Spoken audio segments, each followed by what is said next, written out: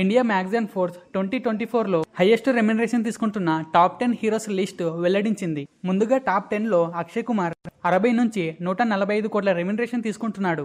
ఇక టాప్ 9లో కమల్ హాసన్ 100 నుంచి 150 కోట్ల రెమ్యునరేషన్ తీసుకుంటున్నాడు. ఇక 8th ప్లేస్ లో సల్మాన్ ఖాన్ 100 నుంచి 200 కోట్ల రెమ్యునరేషన్ తీసుకుంటున్నాడు. ఇక 7th ప్లేస్ లో తమిళ హీరో అజిత్ 105 నుంచి 160 కోట్ల రెమ్యునరేషన్ తీసుకుంటున్నాడు. ఇక టాప్ 6 లో ప్రభాస్ 150 కోట్ల నుంచి 250 కోట్ల వరకు రెమ్యునరేషన్ తీసుకుంటున్నాడు. ఇక 5th ప్లేస్ లో ఆమిర్ ఖాన్ 100 నుంచి 275 కోట్ల వరకు రెమ్యునరేషన్ తీసుకుంటున్నాడు. ఇక 4th ప్లేస్ లో రజనీకాంత్ 150 కోట్ల నుంచి 275 కోట్ల వరకు రెమ్యునరేషన్ తీసుకుంటున్నాడు. ఇక 3rd ప్లేస్ లో సల్మాన్ ఖాన్ 160 కోట్ల నుంచి 200 కోట్ల వరకు రెమ్యునరేషన్ తీసుకుంటున్నాడు.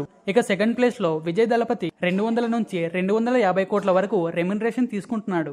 ఇక 1st ప్లేస్ లో icon star Allu Arjun Pushpa 2 movie కోసం ఏకంగా 200 కోట్ల నుంచి ఏకంగా 300 కోట్ల రెమ్యునరేషన్ తీసుకున్నాడని ప్రముఖ మ్యాగజైన్ ఫోర్స్ వెల్లడించింది. కానీ కొందరు కేవలం పుష్ప 2 ప్రమోషన్ లో భాగంగానే హైప్ క్రియేట్ అవడం కోసం ఇలా చెప్తున్నారని, మరికొందరు 1000 కోట్లకు పైగా బిజినెస్ జరుపుకున్న పుష్ప 2 మూవీ కోసం 300 కోట్ల రెమ్యునరేషన్ తీసుకోవడంలో తప్పు లేదని మరికొందరి అభిప్రాయం. సో ఫ్రెండ్స్, మరి అల్లు అర్జున్ 300 కోట్ల రెమ్యునరేషన్ తీసుకోవడంపై మీ అభిప్రాయం ఏమిటో కామెంట్లో చెప్పండి.